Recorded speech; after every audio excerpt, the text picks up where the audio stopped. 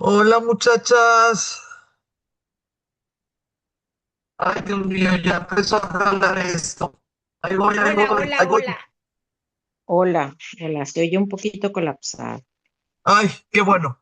Denme tantita chancita porque no sé por qué no está jalando el internet de aquí de este espacio. Y si no, si me conecto al de abajo, voy a parecer robot. Espero que ustedes me estén oyendo bien. Denme un minuto nada más.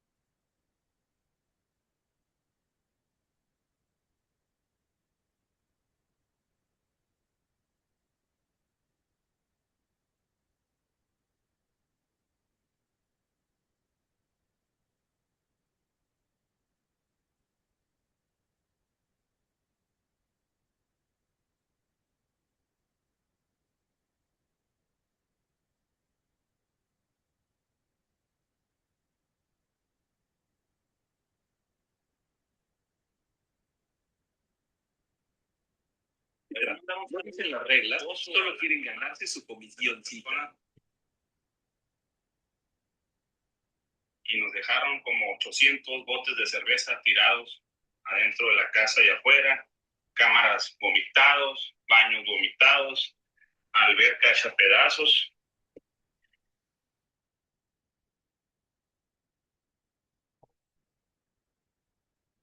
Ay, ya llegué, ya llegué. Ya tenemos internet bueno.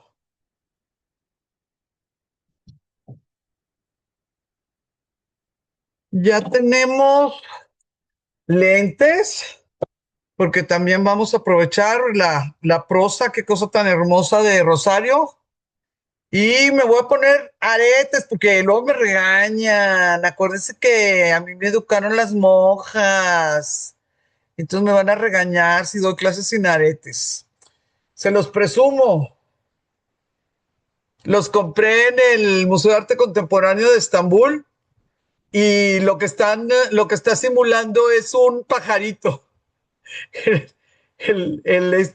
¿Cómo se llama? El piquito y el ojito, es el pajarito.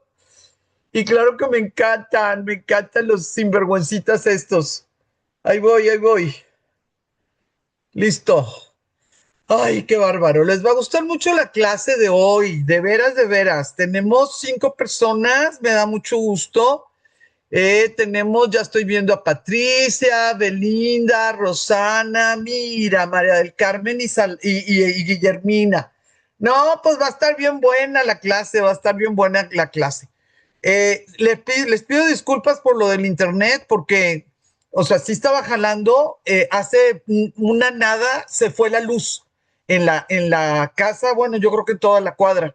Volvió inmediatamente, pero por lo visto mi router no había todavía reiniciado. pero no me di cuenta hasta que ya abrí el Zoom. Entonces voy a hacer este share. Es aquí, es aquí. Muy bien, muy bien. Spotlight, aquí estoy, me hago chiquita. Aquí estamos, aquí estamos. Antes de empezar, ni modo, me van a tener envidia, no le hace, somos amigas. Es envidia de la buenita. Les voy a enseñar algo, mi último adición a mi biblioteca. Les voy a enseñar un solo tomo, pero son 8. Ahí va, espérense, espérense.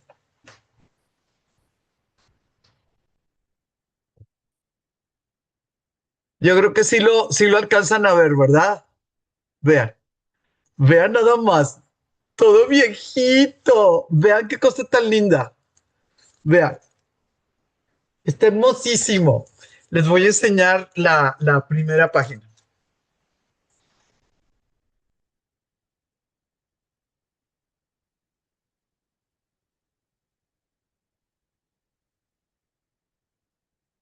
No, no quiere.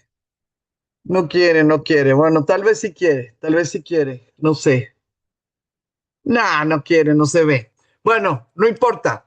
Esta es la primera página y les voy a decir lo que dice. Dice, Sagrada Biblia, Sí, en la latín. vimos, maestra. ¿Sí la vieron? Ay, qué bueno, Sí. qué bueno. Con notas, primera edición mexicana con J, 1831. 1831. Y venían en unas cajas de donativo y claro que cuando me di cuenta que estaban ahí, pues le hablé al dueño para decirle, yo te ofrecí que en la revisión yo te iba a reportar si había algo valioso, porque hay veces que hasta actas de nacimiento nos encontramos en los libros que nos donan. Y le dije, me encontré esto, definitivamente es valioso sin lugar a dudas, pues dime por favor si las quieres de regreso, ¿dónde te la entrego? Y me dijo, sí, sí la quiero de regreso, con mucho gusto. Le dije, por supuesto, dime dónde te la entrego. No, me dice, la quiero de regreso para que tú te quedes con ella. Ay, pues me dio mucho gusto. Esta Biblia se llama, una Biblia específica. La forma en que la pueden encontrar, pues clasificada, es Biblia de Vence, Vence con B chica, es el apellido de una persona. Pero les voy a decir por qué sabía yo que existía. Porque esta Biblia, sin traducir, era la que leía Miguel Hidalgo. Era de esas cosas que tenía que estar escondidas y que una vez se la cacharon y por eso le decían que era la París pequeña, ¿no? Donde él jugaba baraja y leía cosas en francés y lo que quieras. Entonces ya llegó a mi casa, los ocho, con diferentes fechas y todo. Aquí están sus órdenes, vengan a visitarme, tomamos café y sobamos el libro.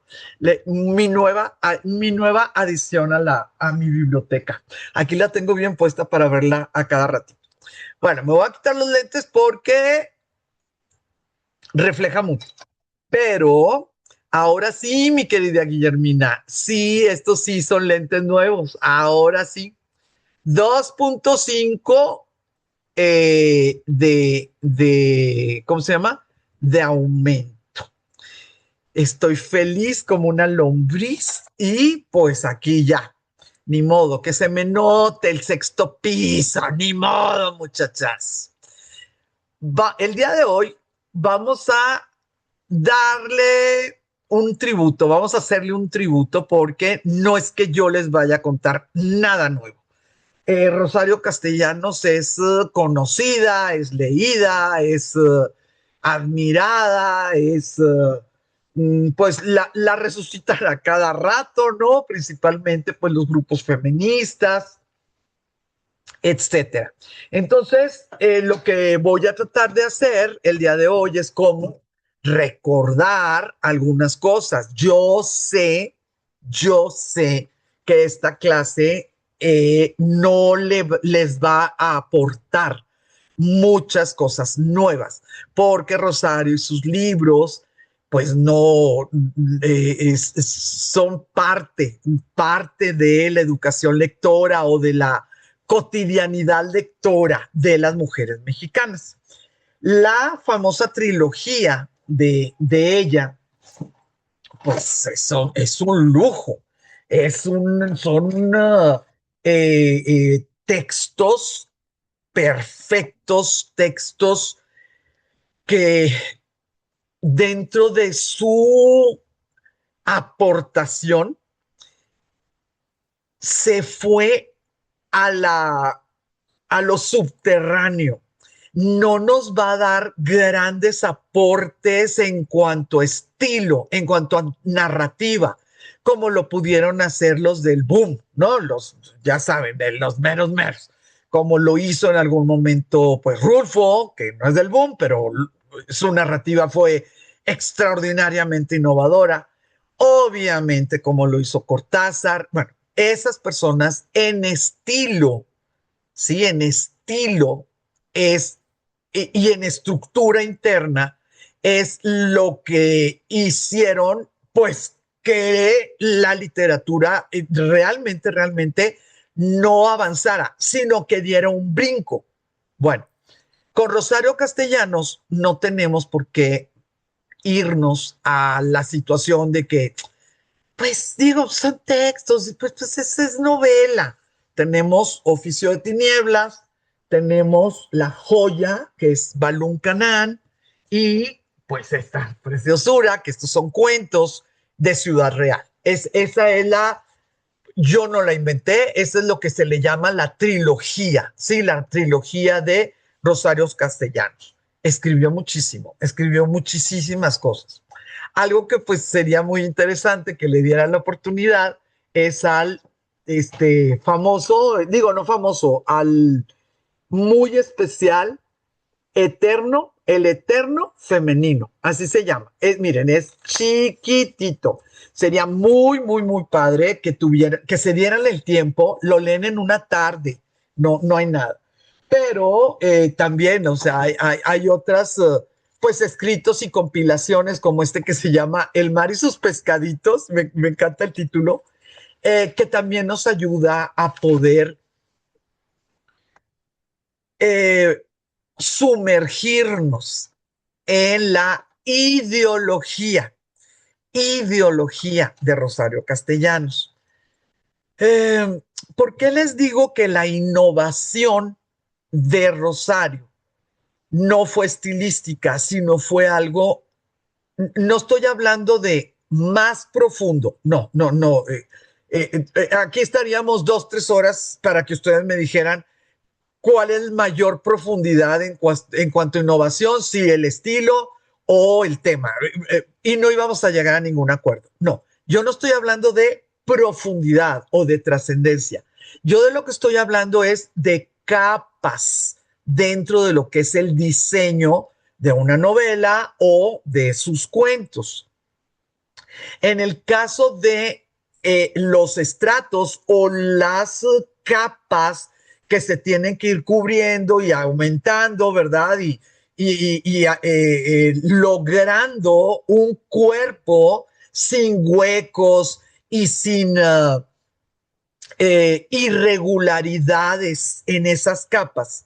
Rosario utilizó su amor al español, utilizó imágenes poéticas, sí, ya del siglo XX, sí, del siglo XX, pero nada experimental. Ella amaba el español, ella era una mujer muy inteligente, muy culta, claro que pudo regalarnos imágenes poéticas dentro de novela y de cuento. Hizo poesía, eso es un género. La poesía de Rosario está dentro de la lírica, es poesía. Pero dentro de lo que es narrativa, ficción narrativa, la novela y el cuento, utilizó imágenes poéticas porque dentro de ese amor y dominio de nuestra lengua, ¿verdad? De nuestro lenguaje, que es el español, también ay, qué bárbaro, se hizo claro, se expuso el amor que ella sentía por el entorno. Ay, ahí les va, a ver si me explico bien.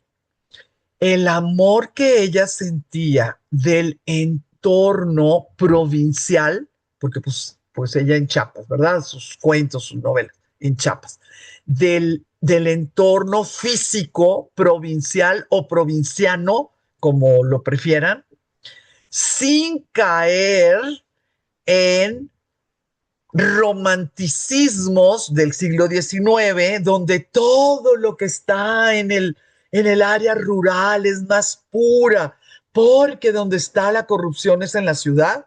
Ella no cayó en eso y tampoco cayó en lo que se le llama el carácter bucólico, bucólico. Acuérdense de esa palabra.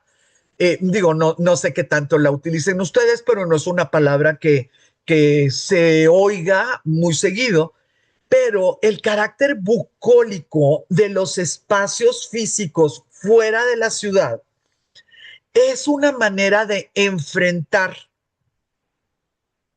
al mundo civilizaciones completas donde sí hay una brecha entre lo que pasa en la ciudad y lo que pasa en el campo. Por decir, en nuestra realidad mexicana, pues los campesinos, ¿verdad? Ella no cae en esa tristeza, en esa nostalgia, donde en otros tiempos sucedían maravillas porque aquí la gente se quería, y las comunidades eran unidas, ese tinte bucólico que en siglos anteriores y aún en la actualidad se puede tomar las descripciones de entorno, de esta cuestión como ecológica, física, la tierra, el agua, la lluvia, las aldeas pequeñas, el tener que caminar de un lado al otro. Todavía en la actualidad, pues hay escritores que lo ven como una pequeña tristeza, como un añorar algo que según el escritor debería de seguir existiendo, pero ya no existe. Rosario, resumiendo, ni va a romantizar el campo, la ruralidad, como se hacía en el siglo XIX, cuando se descubrió la ruralidad, ni va a adoptar una actitud bucólica al describir pues a los habitantes, ¿no? De esa ruralidad. Eso es lo nuevo de Rosario Castellanos, de los textos de Rosario Castellanos. Pero el premio mayor, por lo que realmente se le puede dar una medalla a Rosario Castellanos como escritora, son dos cosas yo no podría clasificarlas como cuál es más importante que la otra. Eh, no me atrevería a poder juzgar cuál tuvo más impacto, no literario, sino social, real. No me atrevería a yo poder decirles esta faceta de su literatura, de su expresión, de sus textos periodísticos o ensayísticos o la otra. Les voy a decir cuáles de las dos, cuáles son las dos. Y después de decirle cuáles son las dos, quisiera platicar un poquito de la biografía de la señora Castellanos, porque si no sabemos o si no nos acordamos muy bien de su biografía, pues no vamos a poder conectar con que pues mucha de su obra tiene el valor intrínseco o la certificación de que tiene tintes autobiográficos. Es un sello que no muchos escritores pues pueden decir, ¿verdad? Es que yo estuve ahí, es que yo lo viví, es que yo lo sufrí y por eso lo estoy escribiendo. No todos. Hay gente, hay escritores y escritoras que eligen su tema porque es algo que les llama, algo que les duele, algo que creen que tienen que denunciar y hacen su investigación y su introspección, extrapolan emociones que ellos tuvieron, comparadas con emociones que pudieron haber tenido las víctimas o los personajes, ¿verdad?, de su trama, pero no están certificados, no tienen tintes autobiográficos, no lo vivieron. Ahorita que ya platiquemos un poquito de la biografía de Rosario, pues vamos a poder notar eh, el aumento del valor de la imparcialidad en cuanto a su tribu, como dicen ahora, la imparcialidad en cuanto a ella eh, no exaltar los valores de las clases blancas o mestizas de nuestro México, a pesar de que ella sufrió eso, lo que tuvo que haber sufrido, pues porque ella pertenece a ese grupo. Ella lo que hizo fue salirse recordando las emociones, pero se salió y tomó una decisión, emitió un juicio y creó una obra. Y bueno, creó muchas obras, ¿verdad? Pero y creó algo en lo cual ella denunciaba y denunciaba, denunciaba. Y en cada denuncia, pues por supuesto que Rosario Castellanos, como Blanca, no, no como Blanca, sino como persona de no indígena, pues salía embarrada, salía perjudicada, salía involucrada.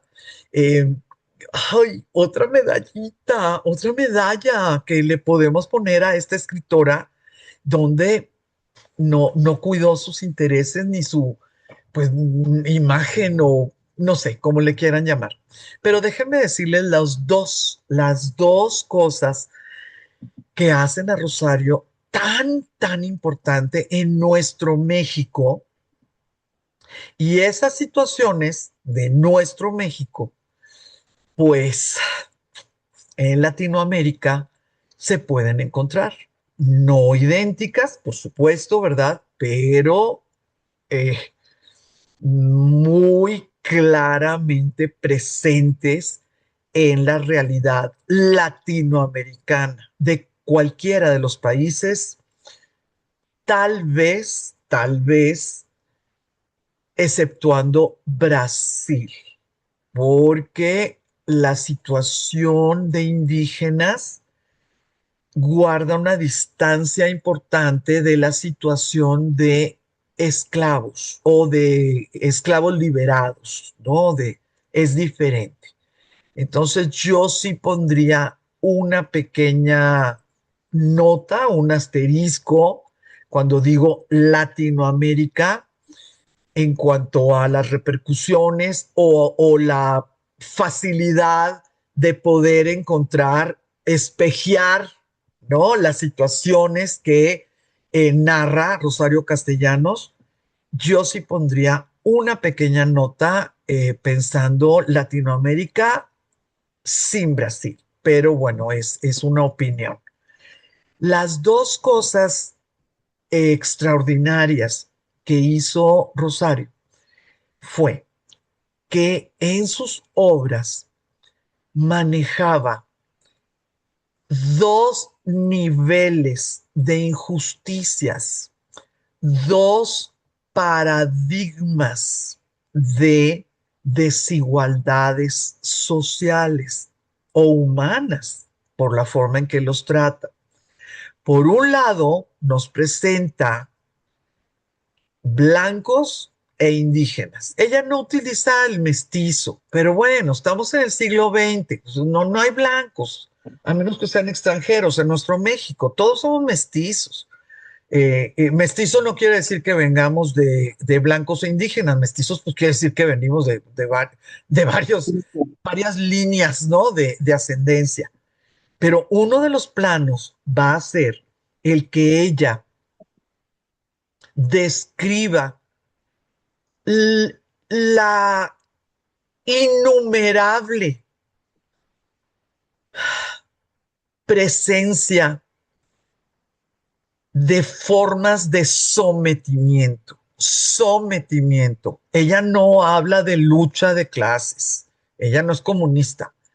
Bueno, no sé qué tan comunista. Socialista seguramente sí era, pero no estamos hablando del proletariado. Imposible. El proletariado son obreros.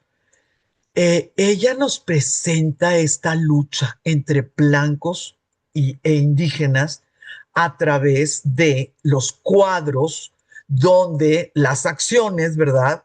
Nos puntualizan, nos ponen una lupa en el ojo para que veamos esas formas de sometimiento. Pero la otra situación, lo otro que les digo que es dual, va en paralelo y por eso pues se potencializa el mérito de la obra de Rosario Castellanos. La otra situación es que toma la situación entre hombres y mujeres de tal manera que en muchos de los casos las mujeres blancas luchando con sus congéneres, no sé, sus prójimos, hombres negros, tienen menos oportunidades que los indígenas en la lucha indígena blanco. Si lo hiciéramos en una ecuación matemática, ya estaría bastante difícil. Así, una cosita chiquita, ¿no? Blancos indígenas, blancos mujeres, hombres blancos, mujeres blancas, y luego pues hacer como una matriz. Ya con eso sería difícil. Ella hizo sus novelas enteras perfectas en cuanto a detonante, desarrollo, clímax, desenlace, pues, perfectas, y pudo integrar a sus escritos, a sus historias, pudo integrar esa doble lucha que, claro, va a ser de las primeritas en ponerlo en papel. Entonces, qué barbaridad, qué cosa más maravillosa. La inteligencia de Rosario Castellanos llegó a tales niveles de planos en sus tipos de inteligencia que pudo hacer lo que le dio la gana, excepto ser feliz. Muy feo que haya dicho yo esto, pero lo digo de manera personal, pero estoy muy convencida de que estoy diciendo algo verdadero. Pudo ser diplomática, pudo ser profesora, pudo ser becada, pudo escribir, pudo ganar dinero, por supuesto, pudo publicar, pudo pues ser periodista, fundó algo que a mi juicio pues es una cosa muy, pero muy meritoria. Hizo muchas cosas. Pero bueno, no pudo ser feliz con su marido, no pudo ser feliz con su muchachito. Y pues ustedes ya pueden ver ahí, ¿verdad? Nacida en el 25, pues se nos muere en el 74. Apenas iba rumbo a los 50. Muere a los 49 años.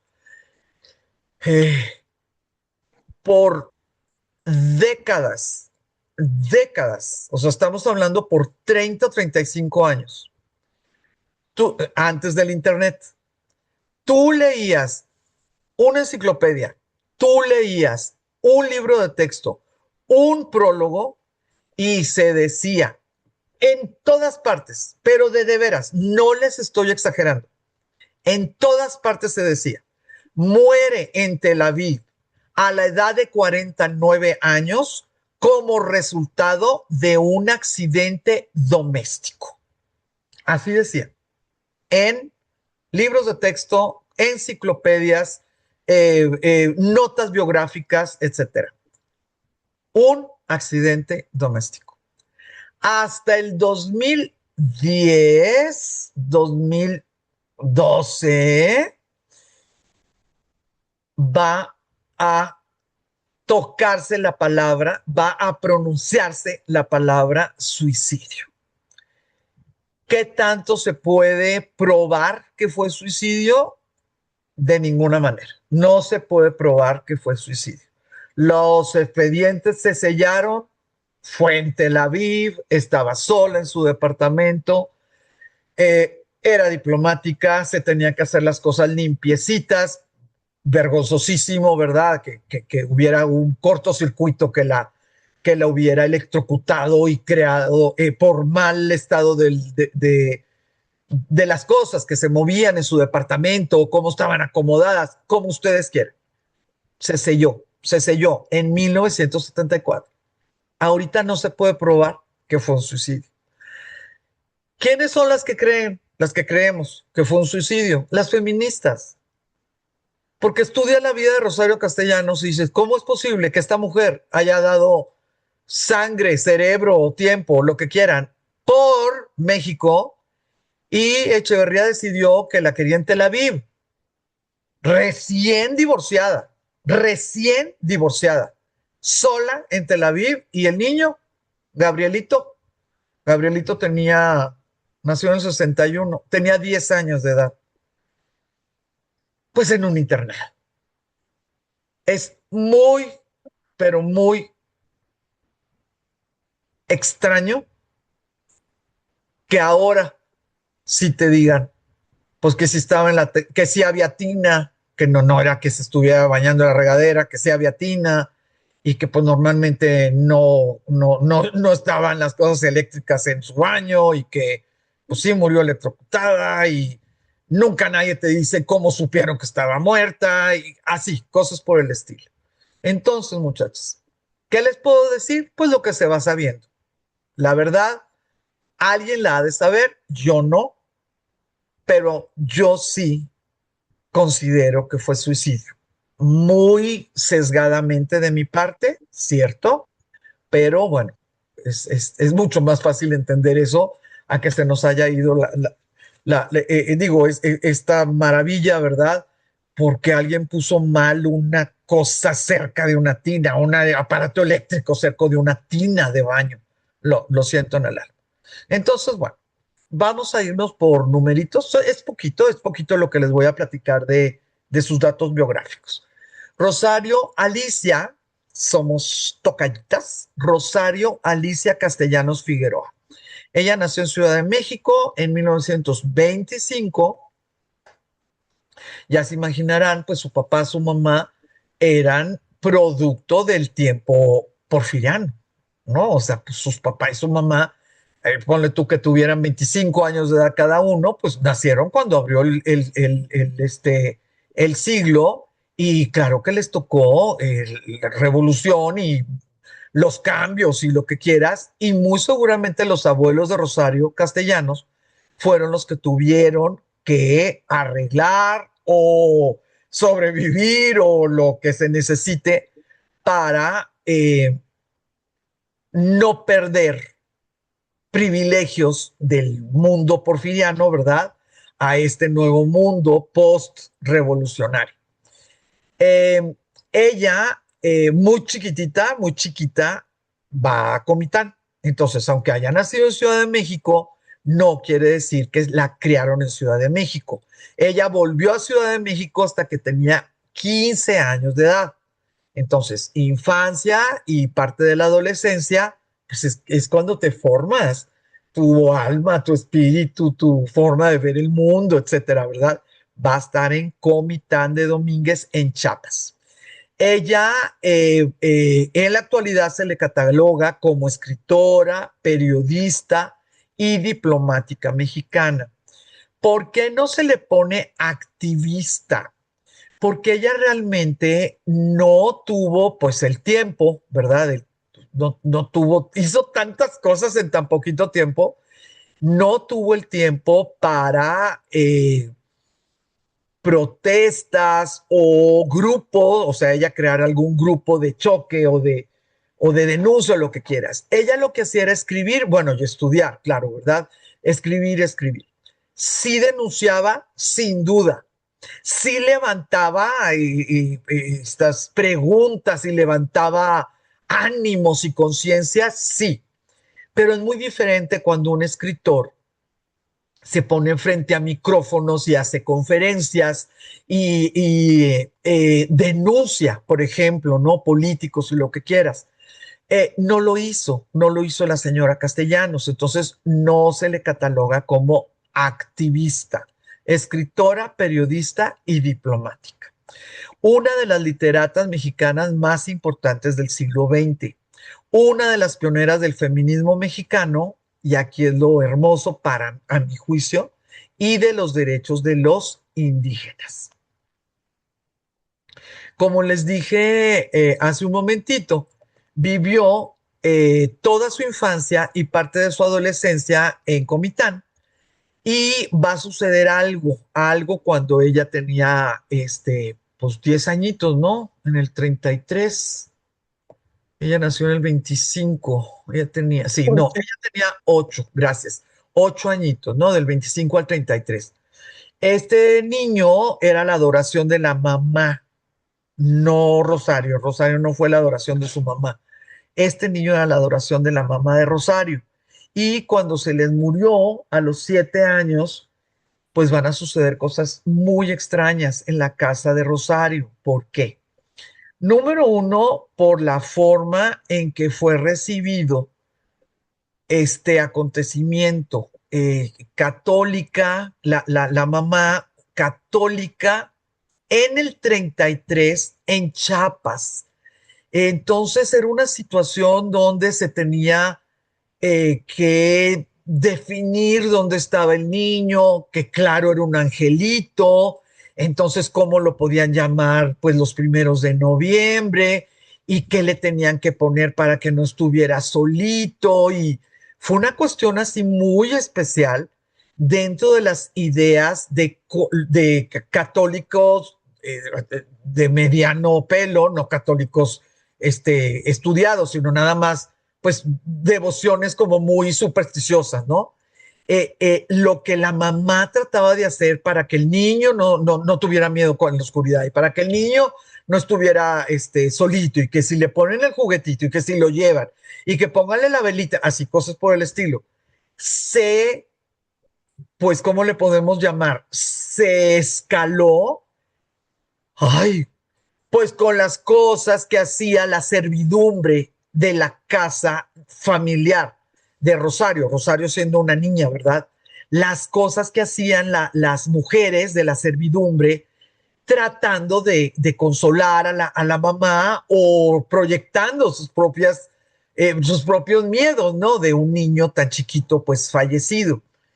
Eh, en diferentes ocasiones, abiertamente, Rosario dijo que no era que ella se hubiera sentido culpable de haber muerto ella y no el niño, que abiertamente lo decían de repente en su casa. Ay, es que sí te tenían que haber llevado a uno. ¿Por qué a Benjamín? Pues, pues, ¿por qué a Benjamín? Porque a mí, o sea, pues aunque sea chiquita, pues lo que quieres es vivir, ¿no? Aunque seas una niña, el sentido, no sé, innato de supervivencia, pues no es tan fácil decir, ay, sí es cierto, pues a mí me hubieran llevado y pues a lo mejor yo estaría con Diosito bien contenta. No es tan fácil, ¿eh? O sea, no es tan fácil llegar a esa conclusión. Pero fíjese, a los 8 años ella ya pudo ver ese portal abierto entre lo que está aquí, en los seres humanos, el mundo físico, y esa posibilidad de, a través de rituales o a través de rezos o a través de fórmulas, ¿verdad? O católicas o mágicas, poder tener una resonancia. Ay, a lo mejor el niño tiene miedo, ponga la vela para que no tengan miedo, desde niña. Y si se ponen a sacar cuentas, el que tu mamá lo haga cuando tú tienes 8 años, 9 años, 10 años, ¿de dónde se te va a ocurrir que tu mamá está mal? A lo mejor no te gusta que te hagan a un lado. Ahí sí va a estar mal la mamá porque no me quiere a mí como lo quiso a él. Ok, ahí sí hay un resentimiento natural de un niño chiquito, ¿no? 8, 9, 10 años. Pero la mamá rezando el rosario, la mamá de luto, la mamá con la vela, la mamá con el juguetito que se tenía que quizá que no puede un chiquillo de 8 o 9 años llegar a la conclusión que está loca, que está mal, que es una etapa. Lo vas a captar como algo correcto, natural, algo que si te pasa a ti de adulto, pues que tú también lo vas a hacer, porque eso es lo que se hace. Un niño, pues tan chico, ¿verdad? Lo que están sucediendo en tu casa es lo que se hace. Luego ya se dan cuenta que en las otras casas no sucede y empieza, ¿verdad? Nuestro proceso, pues, de maduración, salir de la niñez rumbo a ser adulto. Pero 8, 9, 10 años, muy rápido ella vivió en un mundo ligeramente mágico, ¿no? Ligeramente mágico. El indudable, no, nadie se va a sacar un 10 diciendo esto. Rufina, hasta el nombre es de novela, ¿verdad? La nana de Rosario. Algunas veces me dicen que pertenecía a la etnia Tzetzal. Desafortunadamente, en otras partes, ay, me dicen que pertenecía a la etnia Tzotzil. Para fines prácticos, muchachas, prácticos, no hay problema.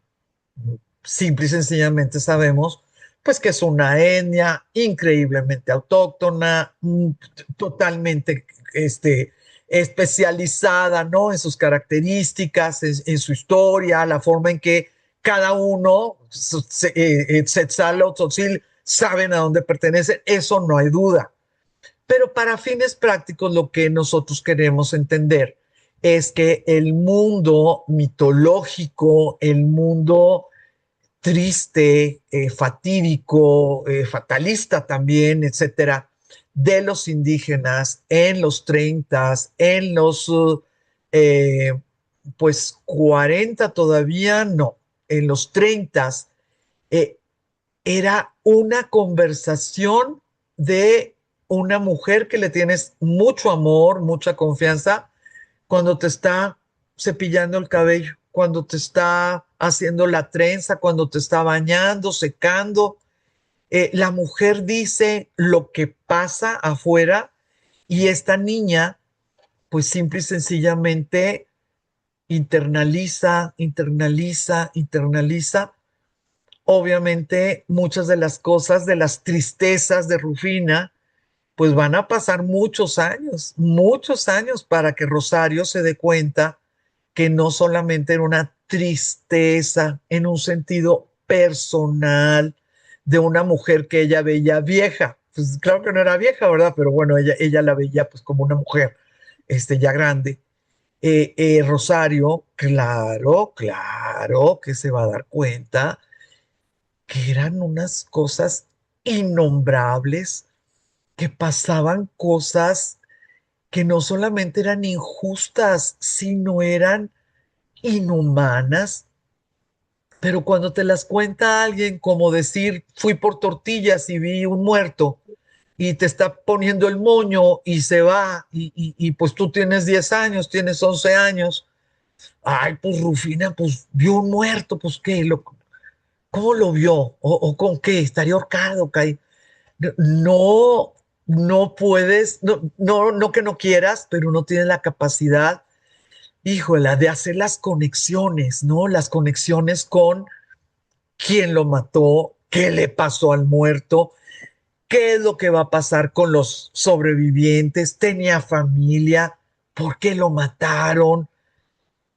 ¿Por qué lo mataron de esa manera? Nosotros sabemos que hay formas de matar muy diferentes, ¿no? Hay formas, pues, que son humillantes para el próximo a morir, formas que son humillantes para la familia del muerto, formas que son muy dolorosas, formas que obviamente pues que son accidentales. Pues eso nosotros lo sabemos, somos adultos, hemos vivido, hemos leído y no se hagan, tenemos Netflix, no se hagan, no se hagan. Pero pues si tú tienes 9, 10 años y además eres niña de tu casa, no puedes hacer las conexiones con respecto a la ley, con respecto al pecado, ¿eh? Con respecto a las consecuencias sociales, todavía no.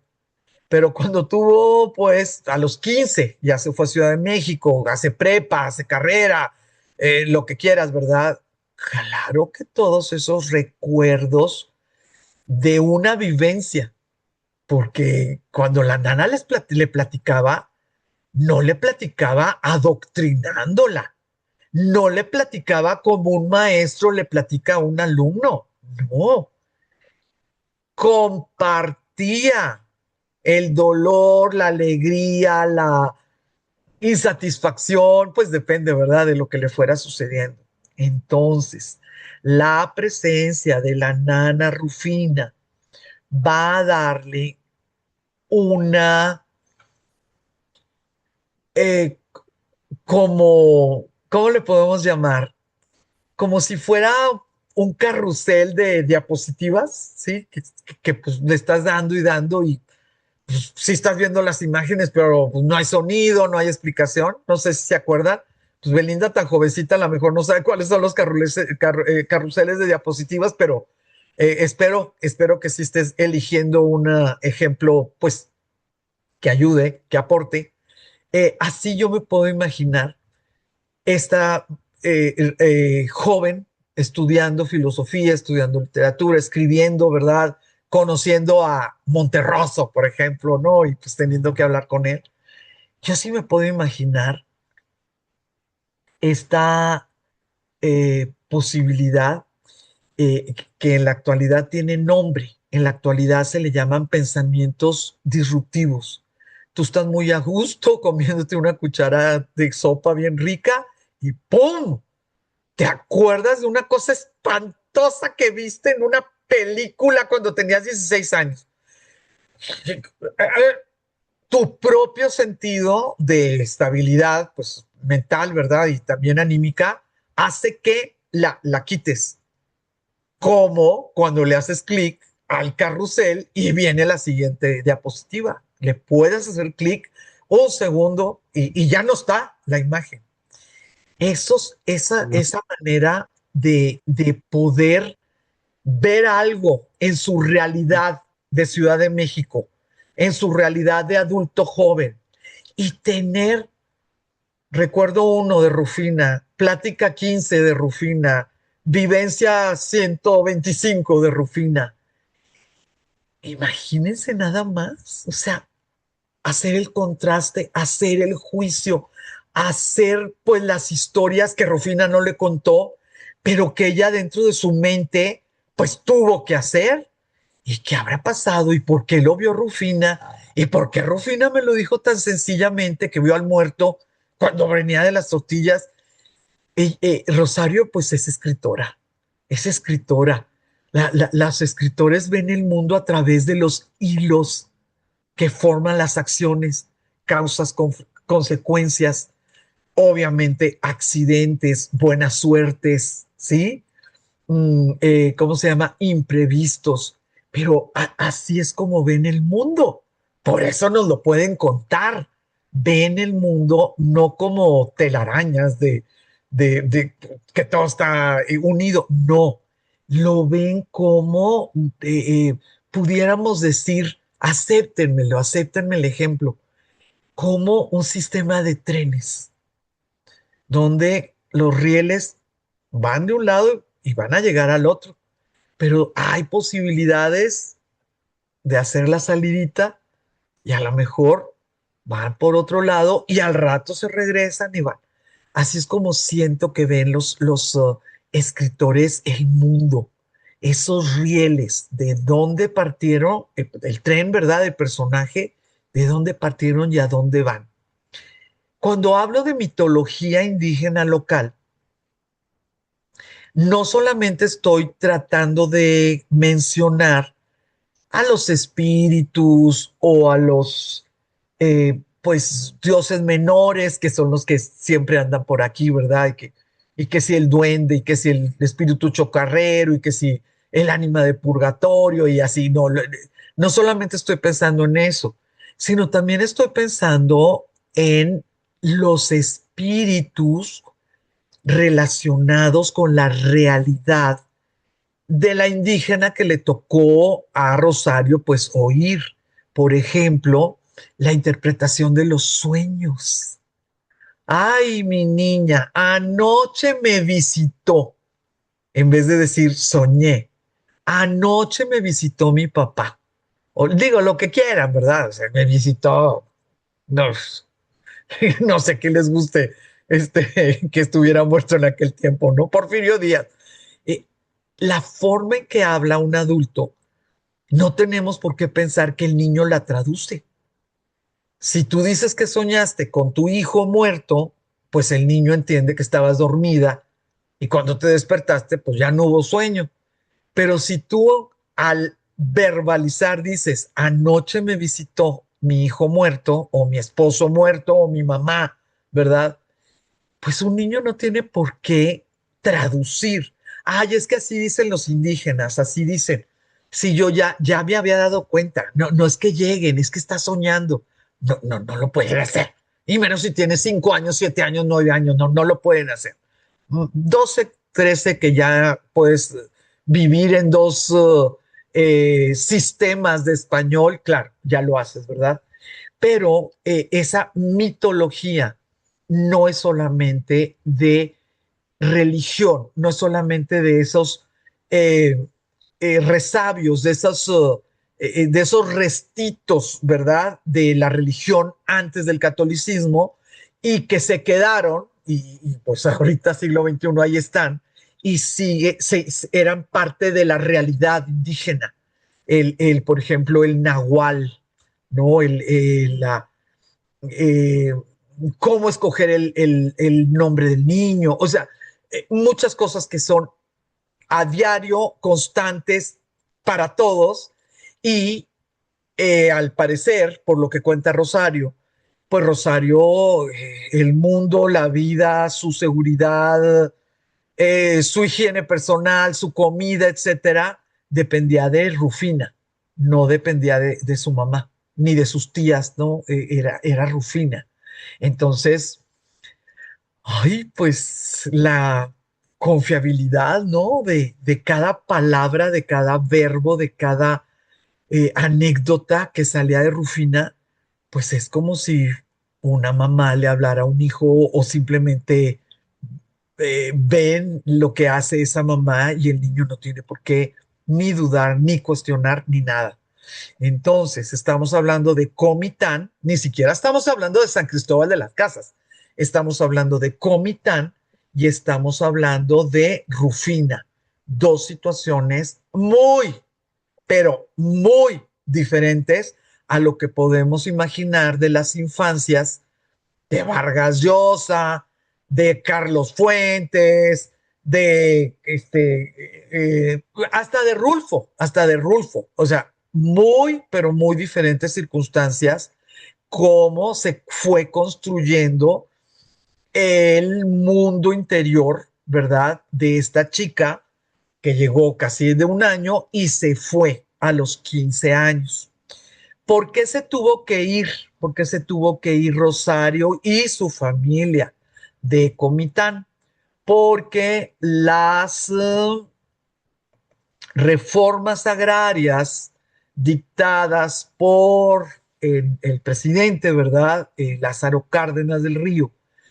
Claro que le llegó, ay, a perjudicar a terratenientes, pero también a clases medias.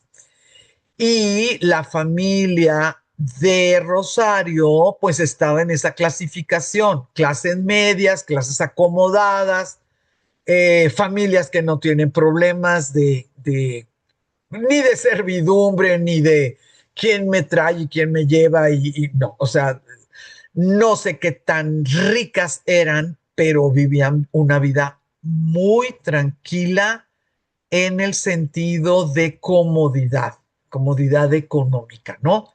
A los 15 años se van a México a ver cómo le hacen y a los 23, o sea, 8 añitos de estrecheces y pues, ay, qué barbaridad, extrañando, ¿no? No es lo mismo que ahora ya no hay a que nunca ha habido. Ustedes lo saben muy bien. Esos 8 añitos de estrecheces, cuando Rosario pudiera más o menos sentir que ya no estaba ella inmersa en ese de si hay dinero o no hay dinero, pues porque pues, la UNAM daba clasecitas, y escribía por aquí, claro que pintaba de boca y de ceja y ya estoy como más en lo mío que en oír que mis papás están tronando los dedos, pues se le mueren los dos papás. Sus papás fallecieron en un accidente, la dejan huérfana y claro, con medios financieros limitados. Entonces, pues ahí se va formando, yo creo que me están entendiendo por qué les tengo que contar la biografía, ¿no? Su muchachito, su hermanito de 7 años, pues un descalabro económico a tal grado que la quitan a los 15 años, te sacan de tu mundo y te mandan a la gran capital, digo, te llevan a la gran capital y luego cuando ya estás medio sacando la cabeza porque pues ya eres adulto y eres independiente y eres muy disciplinada, se te mueren tus dos papás. ¿Qué es eso? Qué bárbaro. Pues son cosas como que cada vez iba más sola y cada vez pues tenía que hacer su vida, ¿verdad? Tenía que pues, seguirle, pues a ver cómo se detenía. Se graduó como maestra en filosofía, o sea, un posgrado, ¿verdad? Máster en filosofía por la UNAM. Y en esos tiempos fue cuando fue parte de estos grupos y en esos grupos estaba Jaime Sabines, también estaba Augusto Monterroso, muchos, pero quise mencionar esos dos. Estudió estética un solo año en la Universidad de Madrid, becada, sí, becada. Ella ya tenía pues sus 25, 26 años, ¿verdad? Pero fíjense, también pudo ver ese mundo de los blancos de verdad, de los conquistadores, de los que hicieron las estructuras sociales que ella conoció 500 años después, pero que seguían tan injustas y tan desiguales como se hicieron viables, ¿verdad? Desde el siglo XVI, cuando los conquistadores pues arreglaron de una manera tan, ¿cómo se le llama cuando estás por afuera de la ley, que tienes inmunidad? Es otra palabra la que estoy buscando, pero la forma en que se organizó Chiapas, pues sin ley, sin figuras, sin instituciones. A mí me tocó más o menos en el Fuero, maestra. que tienen fuero. ¿Quiere decir que no los castiga la ley? Sí, es correcto. Ok, muchas gracias, doctora. Yo considero que así fue como se armó la clase alta, la clase alta, la clase alta de Chiapas. Había gente buena, claro, por supuestísimo, ¿verdad? Había gente buena y gente extraordinaria, por supuesto, pero estoy hablando como de las generalidades. A mí me tocó estar en una conversación, nadie me peló porque yo era mujer y no era empleada del evento. O sea, yo no era parte, era esposa de alguien. Nadie volteó ni a verme, pero sí estaba en la ruedita, digamos. Eran 4 hombres y yo.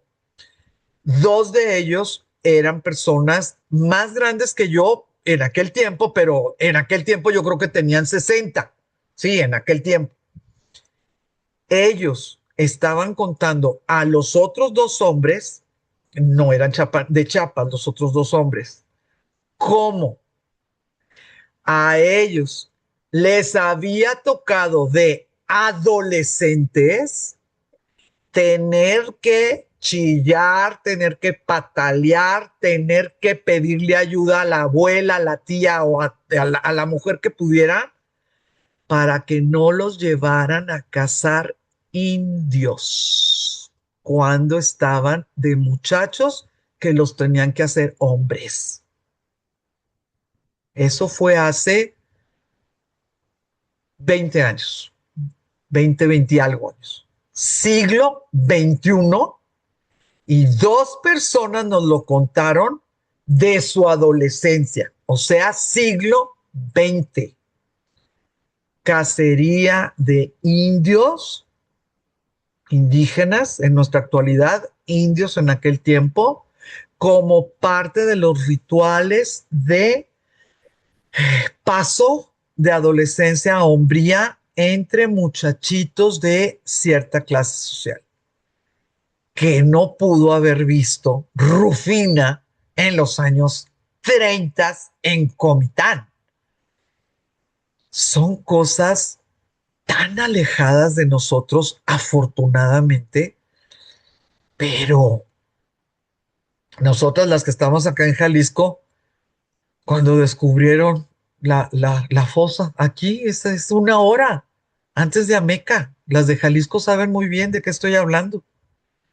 Pues yo no veo tanta diferencia y yo no veo escritores que estén haciendo lo que hizo Rosario en aquel tiempo. A Rosario sí la mandaron a Tel Aviv, pues sí es cierto, ¿verdad? Pero ella, sus libros están vigentes, los leemos y se venden en todas partes. Entonces, esta situación de estar aquí, ver ahora sí que las raíces, ¿no? De las estructuras creadas por los conquistadores españoles y luego poder tener la gran oportunidad, porque pues la beca no es como que se la dieron porque la merece, sí, se la dieron porque la merece, pero también fue suerte. Muchas otras gentes también se la merecían y no fueron. Estuvo 1 año estudiando estética, específicamente estética. Les recuerdo que la estética es una rama De la de, de- filosofía. de la filosofía, ¿no? O sea, ella no es que estudiara letras, ella estudió como la verdad, las diferentes maneras de captar la realidad, las diferentes formas en que puedes interpretar la realidad. Filosofía. Por eso yo las invito. Cuando nosotros leemos a Rosario, pues la vamos a leer porque es fabulosa su lectura, pero en una segunda lectura, en un segundo momento o en un rato que si tuviéramos para reflexionar, sí podemos tratar de adivinar o tratar de identificar el filtro que puso como ser humano para poder captar ese pedacito de realidad, porque pues la realidad está fuera de nuestro alcance. Nosotros solamente podemos captar, meter e interpretar por pedacitos. Cuando tú ya ves la segunda oportunidad que te da la lectura de Rosario Castellanos, es delicioso el poder llegar a una conclusión o el poder estar en un club de libro, pero ya trabajando los planos filosóficos de las situaciones que nos presenta Rosario en su trama, ¿no? Con sus personajes.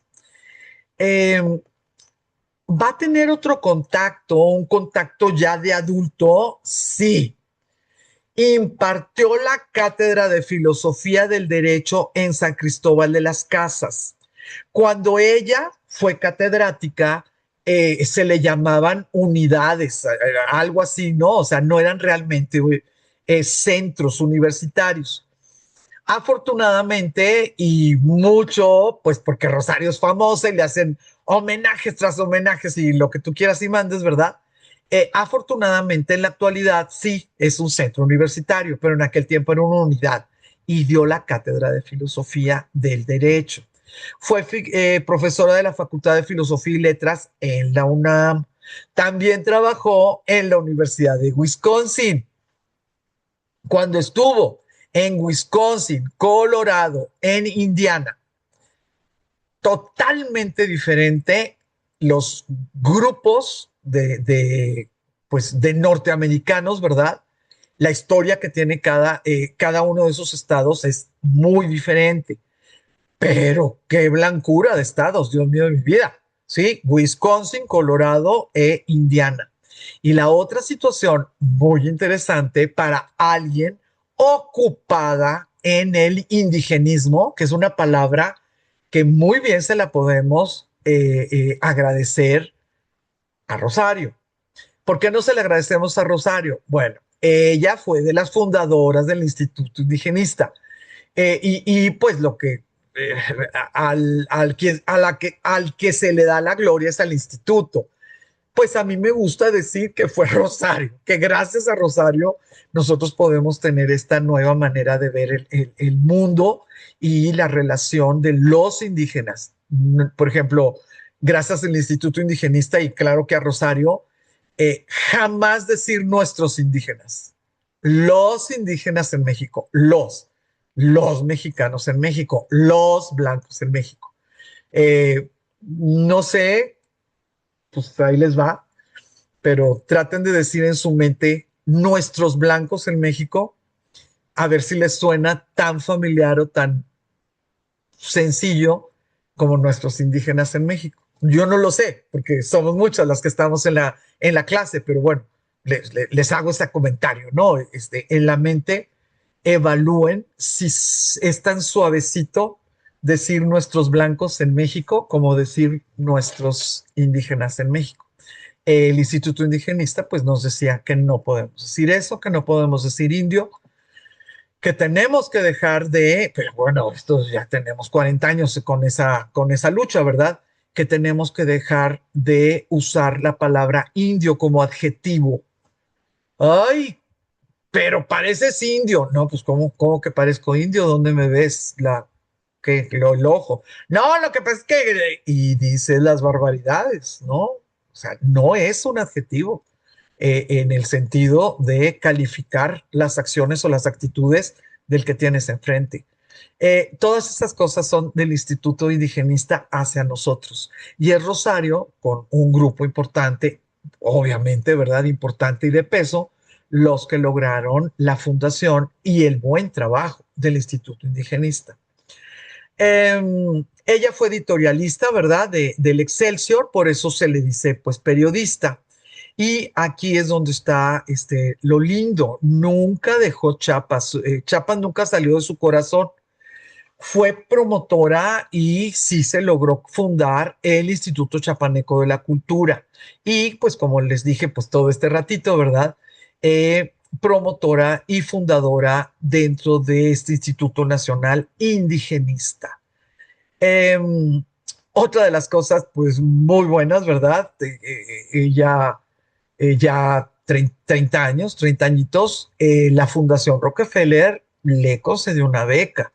Y cada vez que tenía una beca, pues cualquier escritor, ¿verdad? Cada vez que te dan una beca, puedes cristalizar proyectos que los traes casi completos en la cabeza, pero pues ¿a qué horas te pones? ¿A qué horas si tienes que estar dando clases, si tienes que estar viendo y tienes que, no sé, entregar los papeles o de, dije papeles, perdón, es que pensé en papers, perdón. Tienes que entregar las asignaturas o lo que quieras. Entonces, estas becas por sí es un suspiro, es un respiro.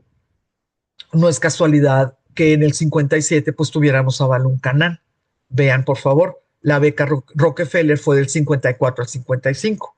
En el 56 se entrega la obra y en el 57 se publica. O sea, no es casual, es realmente causal, ¿sí? Estos, pues, ¿cómo le vamos a estos regalos, ¿no? Que le dan algunos institutos a los artistas, ya sean escritores, ya sean pintores, en este caso, bueno, pues para que escribiera.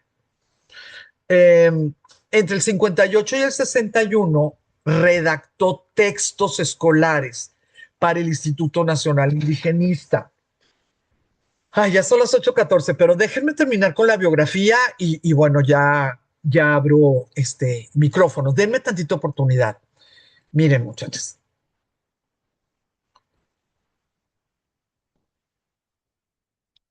El que ella haya redactado textos escolares implica una revolución tan, tan importante. Esto sucedió en el 60, 61, como la revolución de los derechos de los afroamericanos en Estados Unidos. ¿Por qué? ¿Por qué es tan importante? En este tiempo, en Estados Unidos, los afroamericanos tuvieron americanos blancos, sociólogos, politólogos, antropólogos, que eran parte de la causa de los derechos civiles. Derechos civiles. Y una de las cosas que a veces no se baraja, pero no es mi opinión, está estudiado.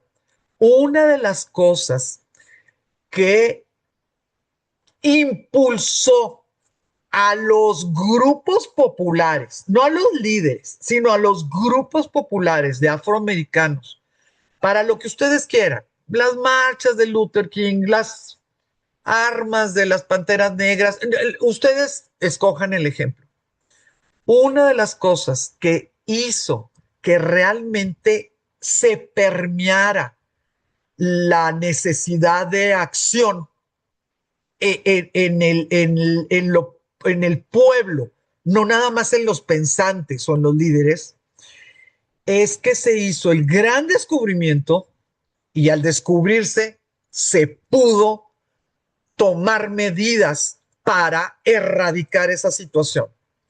Se hizo el gran descubrimiento que los propios afroamericanos estaban convencidos que eran feos, que eran tontos y que definitivamente era un favor que se le hacía a alguien el darle el trabajo o el no el castigar. Y fue sencillísimo, pero sencillísimo el llegar, bueno, obviamente fueron sociólogos, ¿verdad? Pero el llegar a esta situación. No sé si fueron 3,000 o 5,000 chiquillas, niñas afroamericanas, y llegaban esta enfermera, o sea, uniformada de enfermera y una uniformada de enfermera también, una blanca y una americana blanca y una afroamericana, y le daban a escoger entre una muñeca blanca, pues las muñecas que se hacen, ¿verdad? Es la güera con pestañas y pues el ojo, ¿verdad? Ya sabes, de canica azul, lo que quieras, y una muñeca con el color de la piel de un afroamericano, su nariz, sus labios, claro, cabellito chino, el chinito así chiquito, ¿no? Pues eran muñecas como bebés. 3,000, 5,000, no sé cuántas. No hubo una sola niña que eligiera la muñeca que se parecía a ella. Y solamente se le iba a hacer una pregunta a la niña, para que no se sintiera asustada la niña. Una pregunta, ¿por qué? Y las niñas contestaron porque está muy fea. Una muñeca y otra muñeca. En ese momento se dieron cuenta cómo estamos peleando si nosotros, la 90% de nosotros estamos convencidos que estamos donde tenemos que estar, porque somos feos, porque somos tontos y porque debemos de ser agradecidos pues de vivir en esta gran nación. Bueno, ahí les va. Eso estaba pasando allá. Afroamericanos autodiagnosticándose y tomando medidas para cambiar esa situación. En nuestro país, en México, el Instituto Indigenista es el que hizo esas acciones, el que desarrolló esas ideas, sin contar con los indígenas. ¿Por qué? Porque los tenemos dispersos en 2 millones de kilómetros cuadrados, porque en nuestro país no es tan sencillo comunicarse, porque las burocracias, ustedes pónganle en la lista todas las razones por las cuales no se podía hacer un trabajo como el que se estaba haciendo allá, de permear, de cambiar la forma de ver las cosas. Nosotros no tuvimos un Cassius Clay diciendo I'm beautiful. No tuvimos ese tipo de situaciones que movieron y movieron las cosas.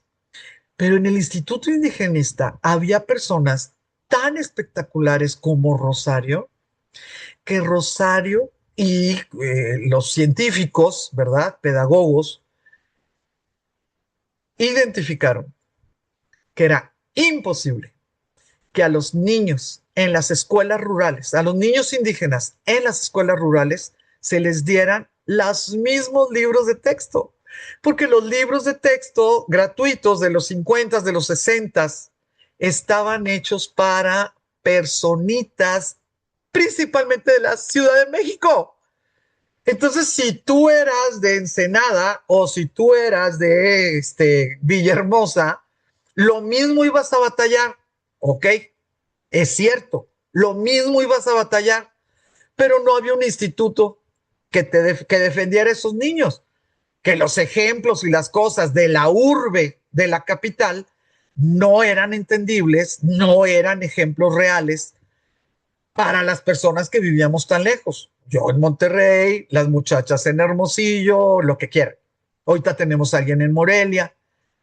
No hubo un instituto, pero sí hubo un instituto indigenista. Y gracias a Rosario y gracias a la gente que estaba, pues que Rosario convenció que todos estaban de acuerdo, se redactaron textos adecuados a la ecología de los espacios, a los patrones de las fiestas, por ejemplo, patronales, a las ideas de, oye, muchos de los pueblos ahorita y en el tiempo de Rosario, ustedes lo saben, no se rigen por la ley del Estado, se rigen por usos y costumbres, legalmente, constitucionalmente. Ahorita, 2026, en aquel tiempo, pues más, ¿verdad? Necesito explicarme adecuadamente la dificultad que significa para un blanco entender que el indígena no necesita aprender a ser blanco. Lo que necesita es aprender a ser el mexicano de los 60 con posibilidades de, no sé, evolucionar, avanzar, sobrevivir. No lo sé. Es dificilísimo. De veras, espero estarme explicando adecuadamente. Es dificilísimo. No es como que te quitan el cerebro, lo lavan de todos los prejuicios que has recibido en toda tu vida y luego te lo vuelven a poner y tú, ay, pues es cierto. No, eso es lo que quisiera, por favor, que entendiéramos. Las obras de Rosario Castellanos, muchos estudiosos las consideran obras maestras de la novela indigenista. Otros estudiosos las consideran la puerta de entrada a la narrativa indigenista, no indígena. No es un indígena el que la escribe. El tema es sobre los indígenas. Pero es Rosario la persona, para los estudiosos, es Rosario la persona que inicia el camino de mostrarte realidades a través de novela, a través de cuento, que no podían haber sido contadas por los propios indígenas, porque no tenemos grandes escritores, porque no les damos educación adecuada, porque no los protegemos, porque no estamos atentos a que algún portento literario cuente su propia historia en sus palabras y nos meta a su realidad. En los 60 no había ni uno. Rosario perteneciendo al otro polo, siendo blanca, acomodada, muy estudiada, nos da esa posibilidad. Es algo muy difícil, es algo muy escaso. Entonces, sí quiero, por favor, cuando nosotros hablamos de la trilogía, no es que los personajes o el escenario donde se desarrolla la historia es un escenario en zonas de etnias indígenas. No, no es una puesta en escena. Esas son de las grandes cosas, pues que le dan gran valor a la obra. No que sea entretenida, sino que realmente hizo su trabajo. La literatura es un puente o una lupa hacia la realidad, ¿sí? Rosario lo hizo, a pesar de que ella no era indígena, ni vivía como indígena, ni estuvo en una relación amorosa, ya sea con una pareja o adoptó niño o niña, ¿verdad? No estuvo, tampoco tuvo una relación amorosa pues con Rufina, pero ella de niña y la otra de adulto, ¿verdad? ¿Se casó? Sí, sí se casó. Estuvo casada 13 años. Se casó en el 58, se divorció en el 71. Tuvo a su muchachito en el 61, se llama Gabriel. Bueno, se llamó Gabriel, no sé. Debería estar vivo, pero no lo investigué, no lo sé, no lo sé. También intelectual, académico, ya ahora, ¿verdad? O sea, ya adulto. Se divorció en 1971 después de 2 abortos involuntarios, una bebita, niña, un neonato fallecido, depresiones e infidelidades. Yo no estuve ahí, yo no fui amiga de Rosario, pero pues ella en algún momento lo dijo, sus amigas escritoras en algún momento lo dijeron, y pues ni modo, digo, no es como algo que no podamos entender. Trabajó en el Instituto de Ciencias y Artes en Tuxtla Gutiérrez, dirigió el Teatro Guiñol del Centro Coordinador Tzetzal-Tzotzil. Fíjense, por favor, Teatro Guiñol. Acuérdense lo que les platiqué de Lorca, títeres. ¿A qué punto era la impotencia de Rosario de saber que ni los libros de texto estaban logrando educar a estas generaciones, pues a los niños, ¿verdad? De grupos indígenas, que como mujer mexicana que ha de haber ido a Teatro Guiñoles, pues españoles, allá en Chiapas, claro, inventó el Teatro Guiñol para poder ver si a través de significaciones tan sencillas y pues tan simpáticas, ¿verdad? Como son los teatros guiñoles, pudiera enseñarles algo de higiene, algo de derechos humanos, ¿sí? Porque los niños, cuestiones de incesto, de violaciones, ya sabemos, ¿verdad? Vean hasta qué punto. Es así como, pues un bordadito en cruz, ¿no? Que dirigió el Teatro Guiñol en el Centro Coordinador Tzotzil. Por supuesto, después de que falleció y que liberaron el cadáver y que lo transportaron hasta México y lo que quieras, bueno, ya había aviones, no crean que vino en barco, pero bueno, que sí hubo hubo retrasos, ¿no? Sí, sí la incluyeron en la rotonda en aquel tiempo se llamaba de hombres ilustres, aunque había mujeres, ahora se llama de personas ilustres. ¿Cuál era el tipo de poesía de Rosario? Para mí, muy críptica. Yo no soy admiradora de la poesía de Rosario, tal vez porque me falta cancha, ¿verdad? Porque tal vez me falta habilidad para poder admirarla o disfrutarla. Pero esta obra de 1969 que se llama Encargo es, eh, circuló mucho cuando ya pues llegó el cadáver y se le hicieron los homenajes, etcétera, ¿verdad? Circuló muchísimo, es de ella. Encargo, escrita en 1969. Cuando yo muera, dadme la muerte que me falta y no me recordéis. No repitáis mi nombre hasta que el aire sea transparente otra vez. Ay, esa frase sí me gusta mucho. No repitáis mi nombre hasta que el aire sea transparente otra vez. No erijáis monumentos que el espacio que tú ves entero. Lo devuelvo a su dueño y señor para que se advenga el otro, el esperado, y resplandezca el signo del favor. Yo les dije que era hermética.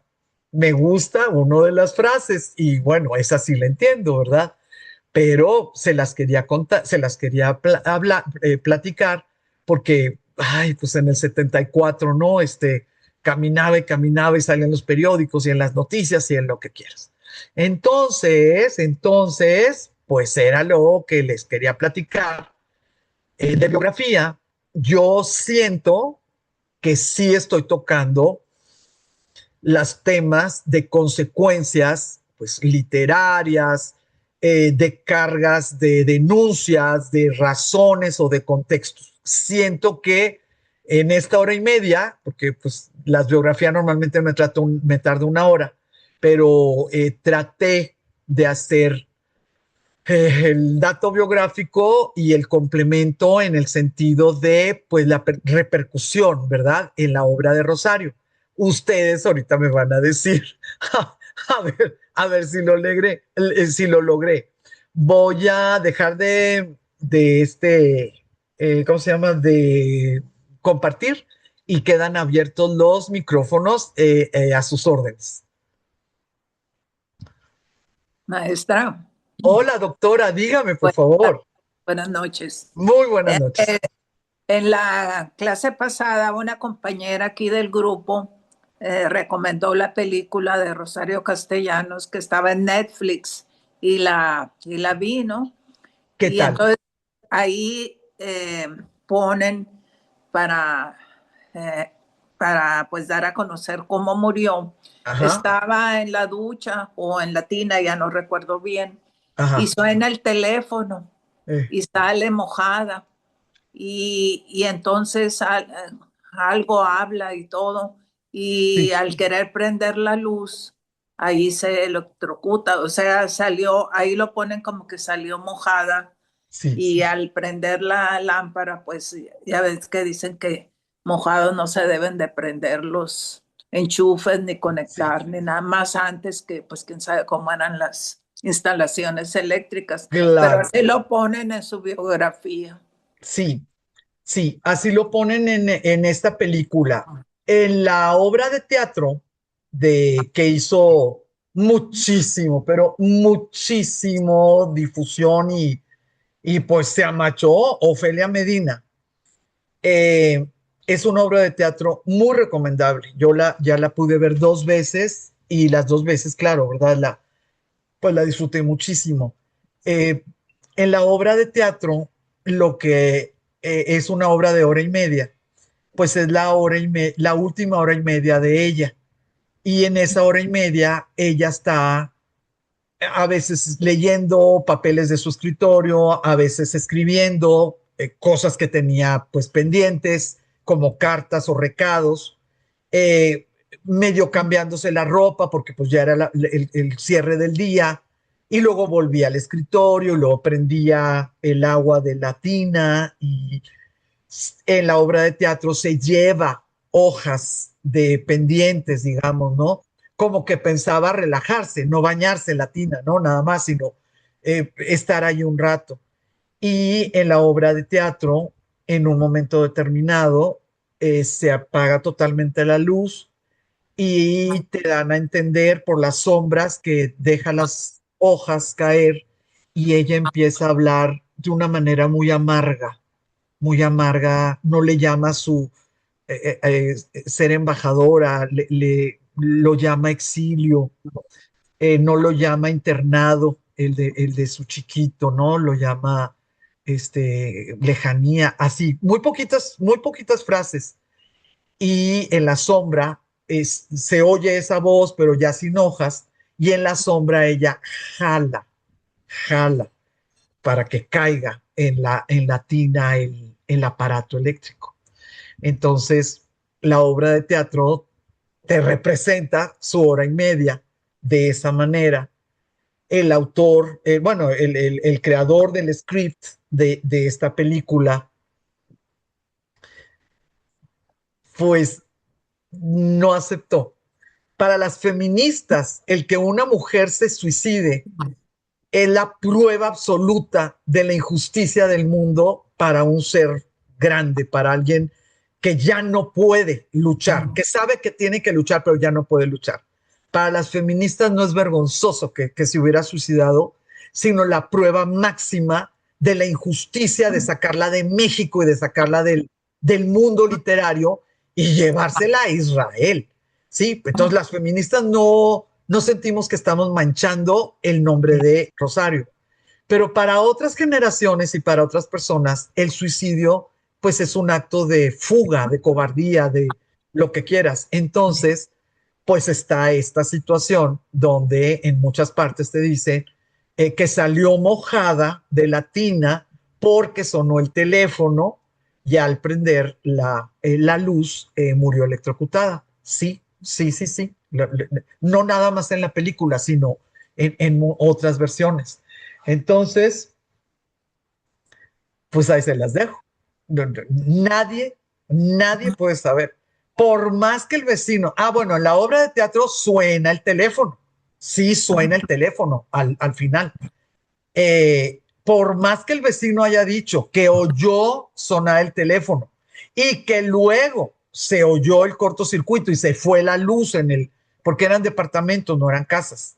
En la película sí sale que es un departamento, ¿verdad? Mm. Sí, No ¿no? especifican, Pero no se ve que es sala, comedor y que esto y lo otro, lo demás, ¿no? O sea, nomás pues es el pedacito ahí el del pedacito, sí. baño al teléfono. Exactamente, sí. O sea, es nada más eso. Esas son ¿cómo se le llama? Las declaraciones de los vecinos, que se oyó el teléfono y que se fue la luz, y otro que sí había oído el corto, y así, lo que quieras. Obviamente todos dijeron pues que sí se estaba bañando porque no tenía ropa, o sea, son las declaraciones que están puestas, pero nadie estaba ahí. Entonces yo les dejo las dos, y a lo mejor hay más, ¿no? A lo mejor hay más opciones. Pero cuando nosotros no tenemos manera de verificar, desafortunadamente está en nuestra cancha la pelota. Nosotros tenemos que decidir si creemos la versión uno o la versión 2, porque nadie nos puede decir cuál de las dos es verdadera. Así que yo les dejo las dos versiones. Yo creo que es una muy buena película. Qué bueno que la pudimos, digo, las personas que tuvieron el tiempo, yo creo que hay que verla, hay que verlas, y pues nos muestra, ¿no? A un mujerón pero bueno, ni modo. Yo les cuento la otra versión, la de la obra de teatro. A ver, después platicamos. Con un café o un vinito. A ver, a ver, a ver. Algo más, muchachas. Dígame, mi querida Bueno, Bernadette.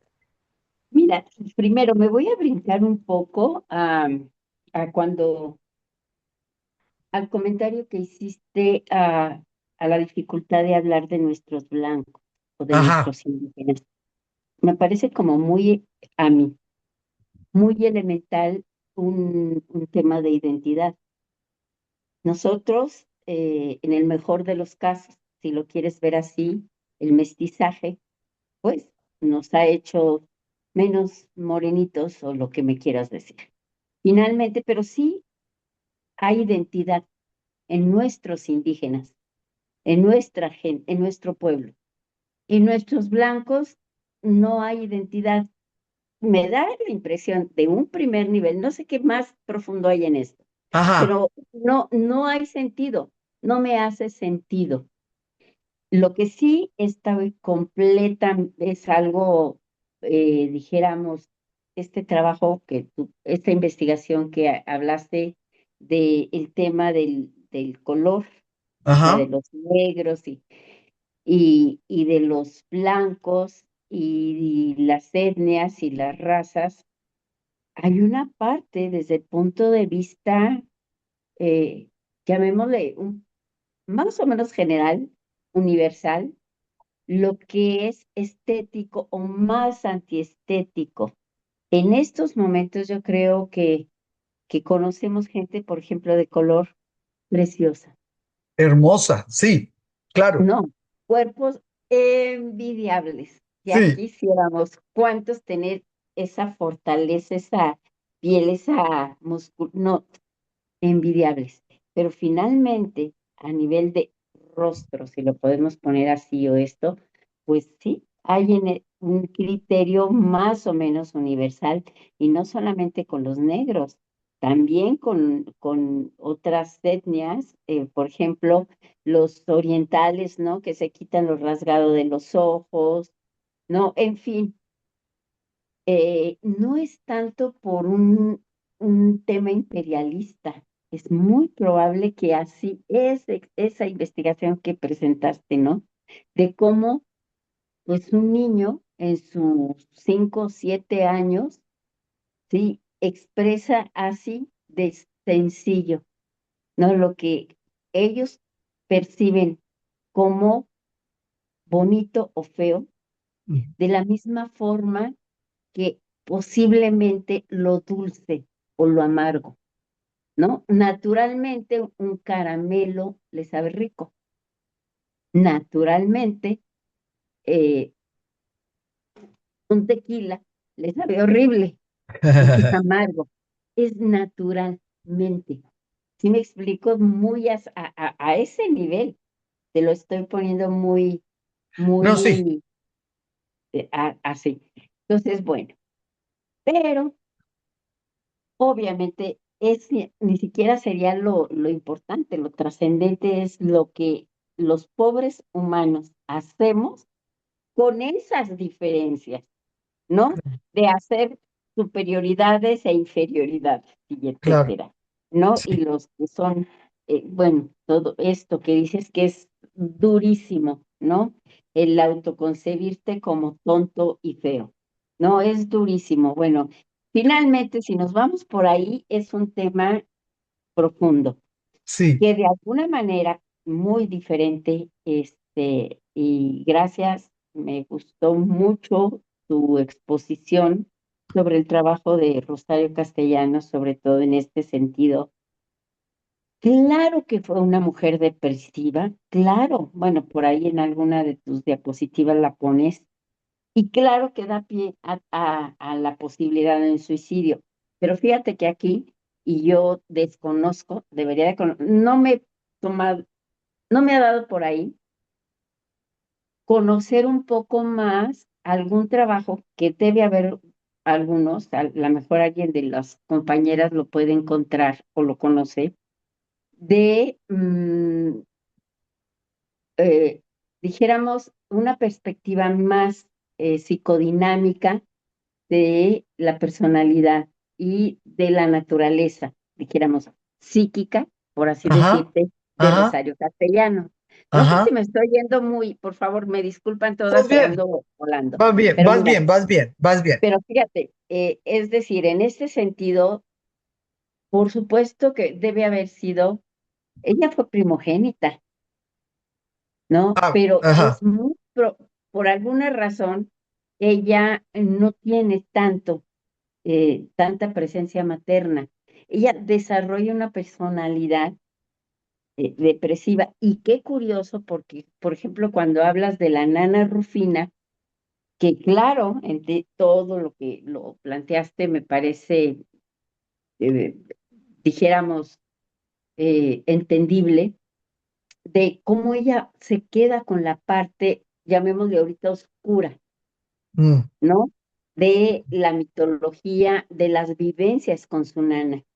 Cuando la cercanía con su nana podría y seguramente tenía también mucha riqueza, que lo sabemos ahorita. ajá, Quienes estuvimos de alguna manera cerca a personas así, no, y por ejemplo aquí en Michoacán, ¿no? Cada vez descubrimos mucho más la riqueza, ¿no? De las culturas indígenas o de las etnias que son saludables desde el punto de vista educativo.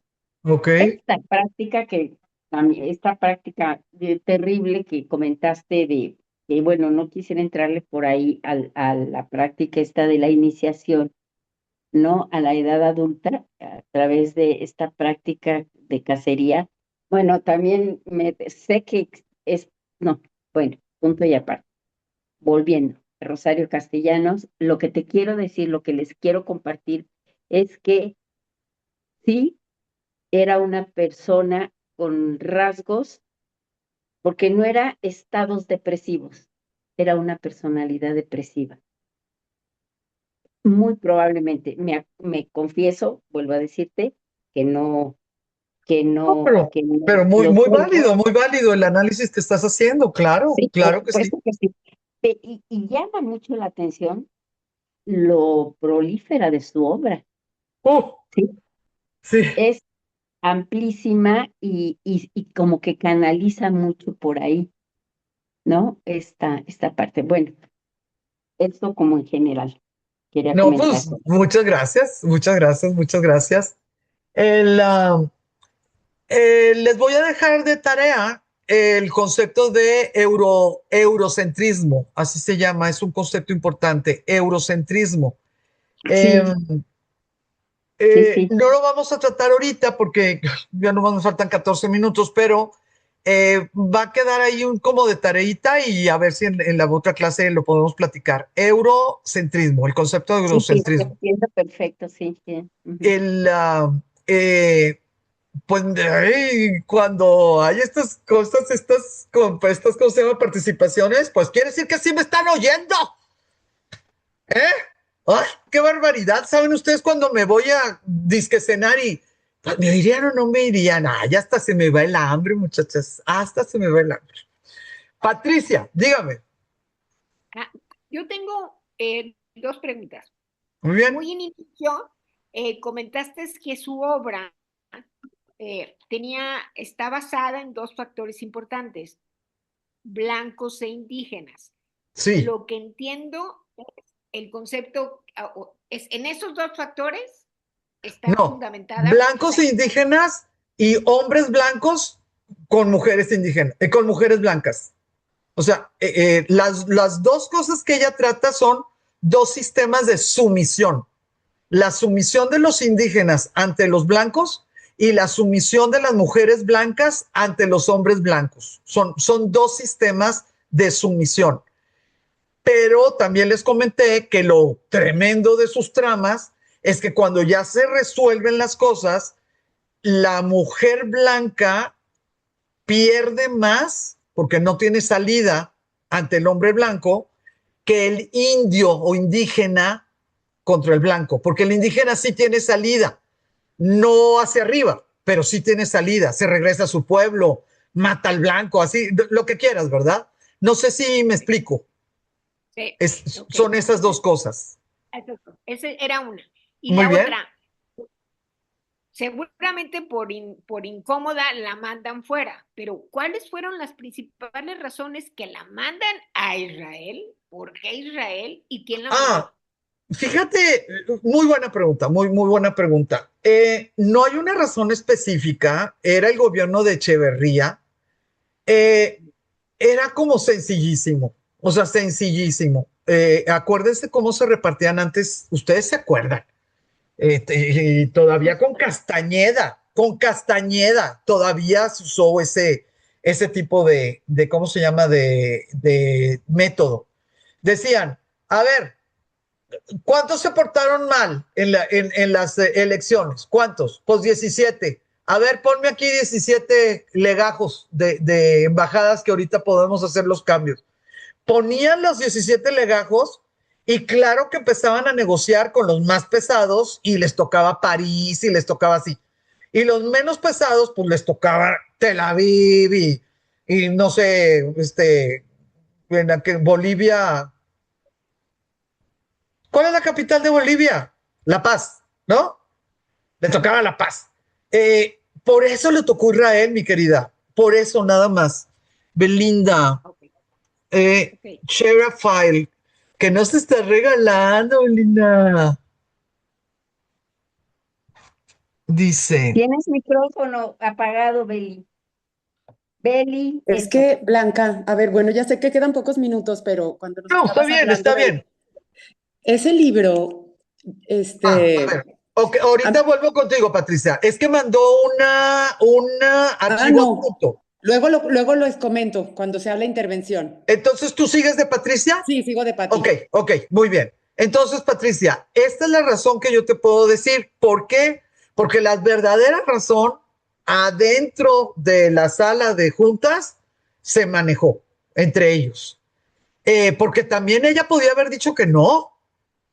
Pues también podía haber dicho que no e irse otra vez a Comitán, pero dijo que sí. Entonces, algo tuvo que haber donde ganaban los grupos en ese momento de poder y también ganaba ella. Algo tuvo que haber porque se negoció.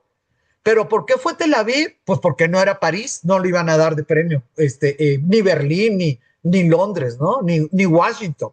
Le dieron Tel Aviv, pero no hay una razón es, política específica, al menos abierta, ¿no? No sé si te contesta la pregunta. Muy bien. Las dos preguntas, muy bien. La última. De su obra, ¿cuál es la que tu favorita? Yo creo que, bueno, mi favorita Ciudad Real, porque como son cuentos, es así como estar en la feria, ¿no? Y te vas a un juego y a otro, o sea, es una cosa hermosa porque pues cada cuento empieza y termina y tú te quedas, pues, a veces temblando, a veces contenta. Esto me da variedad de emociones, Ciudad Real. Pero, ay, o sea, de admirarla, Oficio de Tinieblas. De admiración, de decir, pero es que, ¿cómo pudo hacer esto? Pero échense las tres. Patricia, tú puedes, las tres, la trilogía. Está bueno, Patricia. Le voy a Gracias. dar la palabra a Belinda para que nos diga este adjunto y además, pues yo, obviamente, ¿verdad? Pasárselo a ustedes. Dinos, Belinda, por favor.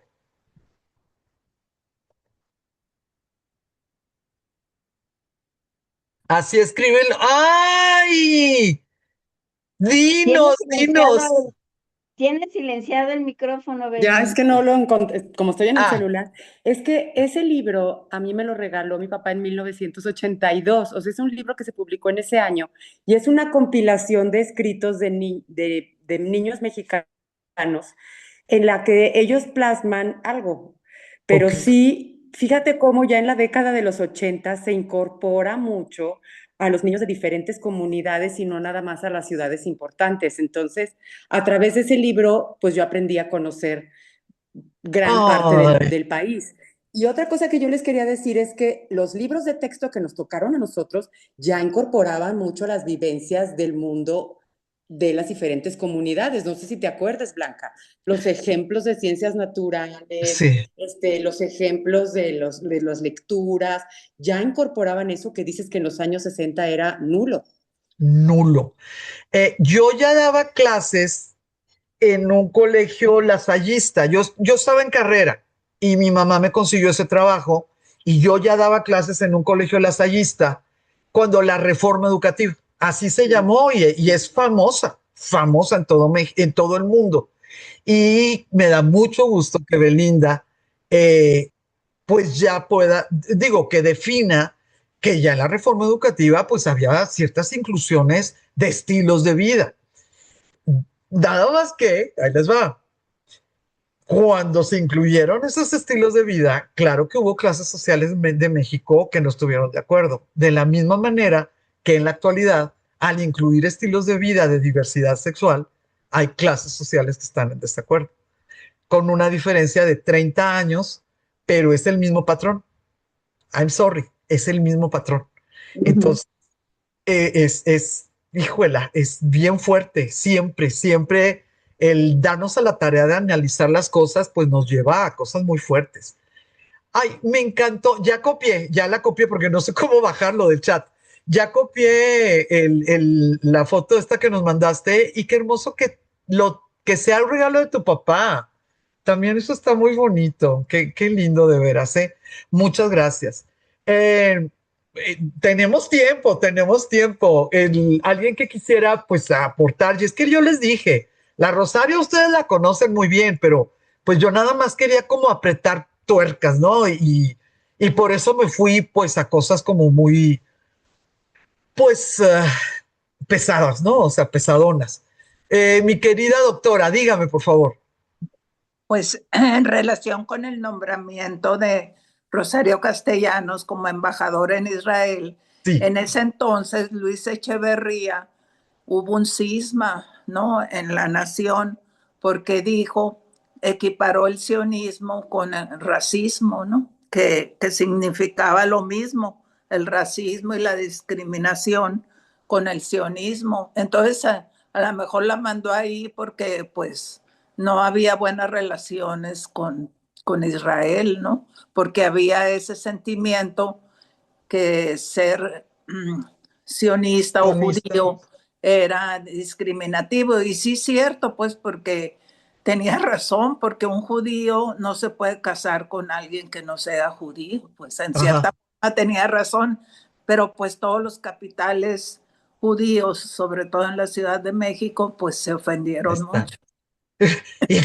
Oye, y con razón, ¿verdad? Pues, Han de haber dicho ellos, pues cada quien se casa con la que quiere. Muchas gracias